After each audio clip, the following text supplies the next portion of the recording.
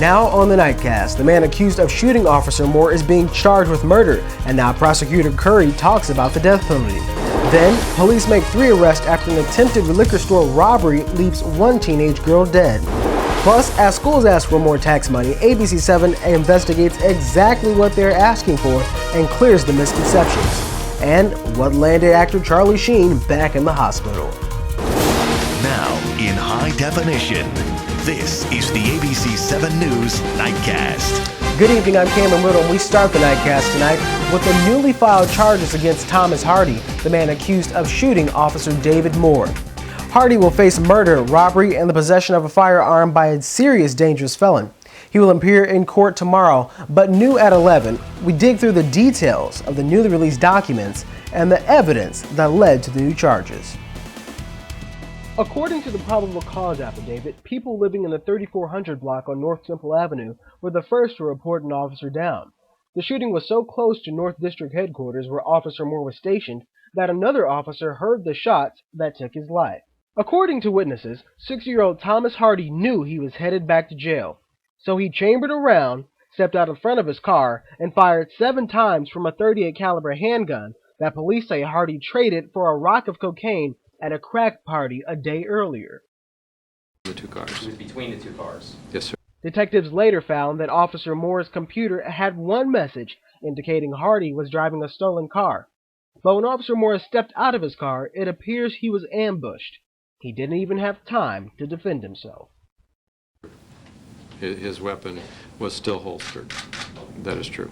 Marion County Prosecutor Terry Curry said a decision should be made in the next month on whether he will seek the death penalty, a decision detectives and Officer Moore's parents will help make.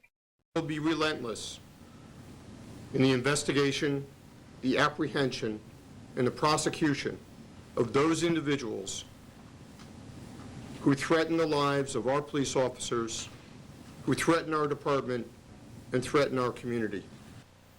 Well, tonight, patients are getting a second chance at life thanks to the generosity of Officer Moore and his family. The director for the Indiana Organ Procurement Organization says the fallen officer's organs were harvested last night. Dr. David Hormuth is a heart surgeon at Methodist Hospital. He got a call that there was a heart for one of his patients. He choked back tears after performing the transplant. Yeah, it's a great gift.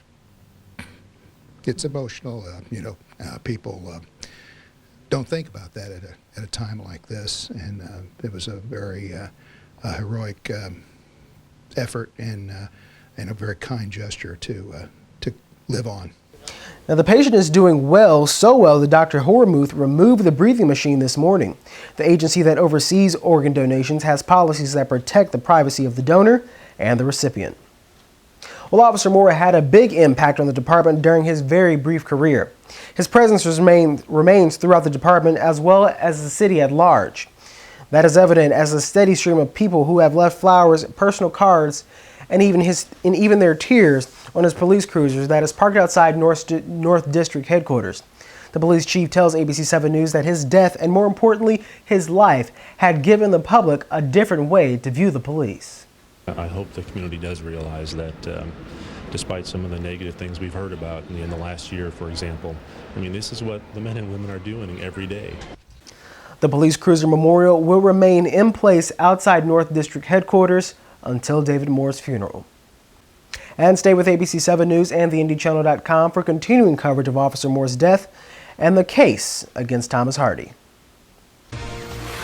A big political announcement by Congressman Mike Pence. He will not run for president.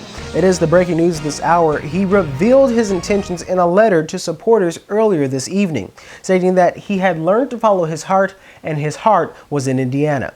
He says he will continue to serve the state in some capacity, but he will not seek the Republican nomination for president in 2012. You can speculate that he will run for governor in 2012. A 12-year-old was killed in a hit and run over the weekend, and now there are new developments in that case.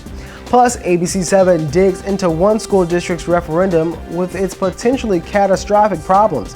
It's exclusive footage you will only see on 7. Plus, a big warning about breast implants, why the FDA is sounding alarms about a serious health concern.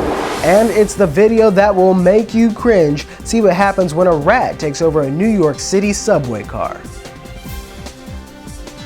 Join the conversation. Follow Cameron on Twitter